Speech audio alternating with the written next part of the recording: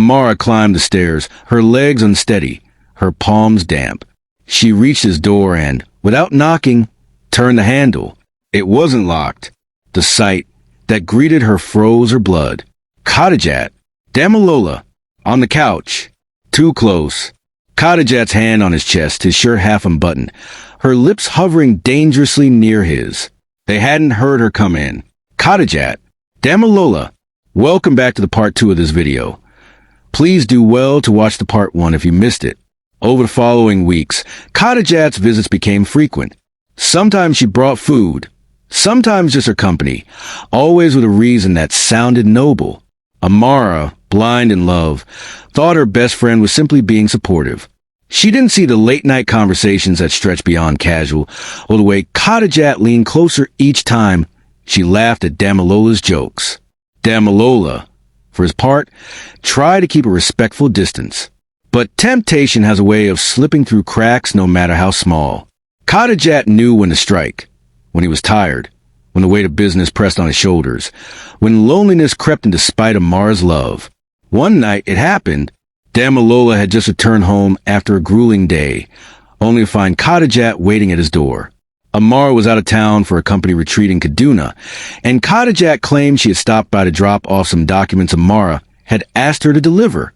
But when he opened the door, she didn't hand him anything. Instead, she stepped inside, her perfume filling the room like a spell. "You look exhausted," she said softly, her hand brushing his shoulder as though she had every right to. "Let me help you relax." "Cotty, this isn't right," Damalola muttered, his voice heavy with resistance that grew weaker by the second. But she was relentless. Her hand lingered, her eyes locked on his, her lips parted just enough to whisper promises unspoken. And in a moment of weakness, a moment he would regret long after, it happened. The betrayal began not with anger, but with silence. When it was over, Damalola sat on the edge of the bed, guilt gnawing at him like fire under his skin. Cottejat, however, looked content, her lips curved in a small, victorious smile. "You don't have to feel guilty," she murmured, tracing a finger down his arm. "No one has to know. This can stay between us." But secrets have a way of growing heavier with time, and betrayal, once planted, cannot remain buried forever.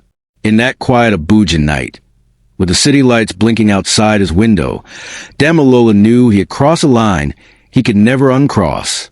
And Amara, the woman who trusted him most, was still blissfully unaware. At first, the changes were subtle. Damalola still called, still took Amara out, still whispered the words that made her heart melt. But there were pauses now, small silences that stretched longer than usual. His eyes, once steady and open, sometimes drifted away when she spoke, as though weighed down by a thought he couldn't share. Amara noticed. One evening, they sat at a rooftop lounge and was two, the Abuja skyline glowing around them like scattered embers. Amara laughed at something she had just said, but when she glanced at Damalola, his smile seemed distant, like a man distracted. "You're quiet tonight," she said, gently touching his hand. He squeezed her fingers, forcing a smile. "Just tired. The business has been a lot lately." She nodded, but the explanation didn't ease the knot in her chest. She knew the man sitting before her. His silences were not just fatigue. They were hiding places.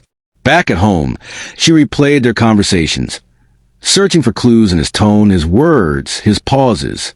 Cottejat's voice echoed in her mind like an unwanted ghost. "Men like him never settle. Are you sure you know him well enough?" For the first time, doubt wrapped its fingers around Amara's heart, and Cottejat did nothing to help. If anything, she seemed closer to Damalola than before.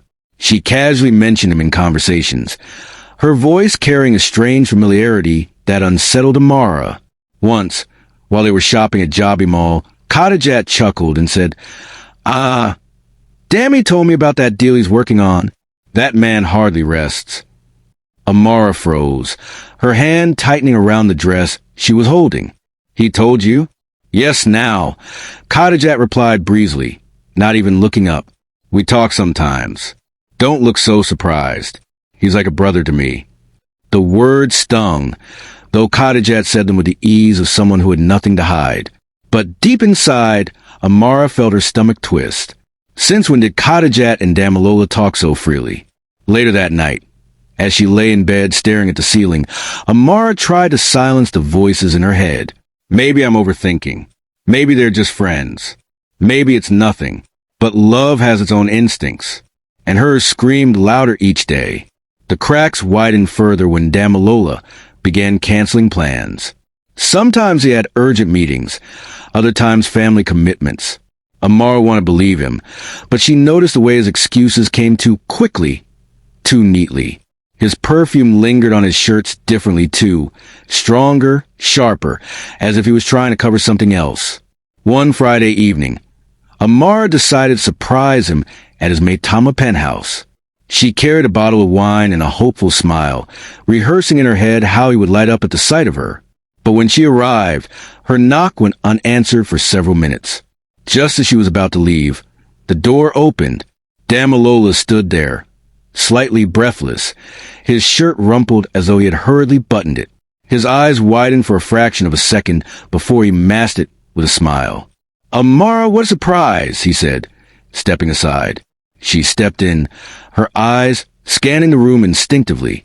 The air smelled faintly of a woman's perfume, floral, sharp, not hers. A wine glass sat on the table, half full. Only one glass, but something about it made her heart race. "Were you expecting someone?" she asked carefully. "No," he replied too quickly. "Just relaxing alone." Amara swallowed the questions rising in her throat. She smiled faintly, pretending not to notice. But her heart knew. Something was breaking. She just didn't know yet how deep the crack ran, or how sharp the pieces would be when everything finally shattered. The truth has a way of slipping through cracks, no matter how tightly it is buried. For weeks, Amara's instincts had whispered, her heart had warned, and her eyes had caught shadows she tried to ignore. But nothing prepared her for the night. It all came crashing down. It was a Saturday evening. Amara had been restless all day, her thoughts circling Damilola like vultures around a wounded animal. She couldn't shake the perfume she had smelled in his penthouse weeks before, or the way he had avoided her gaze lately. Against her better judgment, she decided to go see him unannounced again. This time, she told herself, she wouldn't let herself be fooled by half-smiles and quick excuses. The drive to Maitama felt longer than usual. Abuja's streets, usually a comfort, felt cold and unfriendly, the streetlights glaring down like accusing eyes. When she reached his apartment building, her hands trembled on the steering wheel. She sat there for a long moment, debating whether to turn back. But then she saw it. Khadijat's car, parked neatly beside Damilola's Range Rover. Her chest tightened, the air around her suddenly too heavy to breathe. She told herself it could be a coincidence. Maybe Khadijat had come see her too. Maybe they were planning a surprise for her. But even as she thought it, her heart knew better. Amara climbed the stairs, her legs unsteady, her palms damp. She reached his door and, without knocking, turned the handle. It wasn't locked. The sight that greeted her froze her blood. Khadijat, Damilola, on the couch. Too close. Khadijat's hand on his chest, his shirt half unbuttoned, her lips hovering dangerously near his. They hadn't heard her come in. For a second, Amara couldn't breathe. The world tilted, her vision blurred, and then it hit her with full force. The betrayal, the lies, the knife sliding into her chest. Khadijat. Her voice cracked like broken glass. They both jerked away, guilt painted across their faces. Damilola stood abruptly, his mouth opening but no words coming out. Khadijat's eyes widened, her lips parting as though she might spin another lie. But her silence screamed the truth louder than any confession. Amara staggered back a step, her hand gripping the edge of the wall, as if it were the only thing holding her up. "You!" she whispered, her voice trembling. "Both of you?" "Amara, listen," Damilola began, but she cut him off with a sharp, bitter laugh that surprised even herself. "Listen? To what? To how my best friend sneaks behind my back. To how the man I trusted most betrays me in my own shadow." Her voice rose, breaking under the weight of tears that refused to stay hidden. Khadijat tried to step forward, her voice weak. "It wasn't." "Don't. Amara snapped, her eyes burning with fury. Don't you dare. The room was heavy with silence, only broken by Amara's ragged breathing. She looked at Damalola, the man who had once felt like the center of her world. His shoulders slumped, his eyes clouded with shame. For a fleeting second, she thought she saw regret in his gaze, but regret was too small, too late, too useless. Amara's hands trembled as she pointed toward the door. I can't even look at you right now. Either you leave this house, or I do. But I swear this thing between us.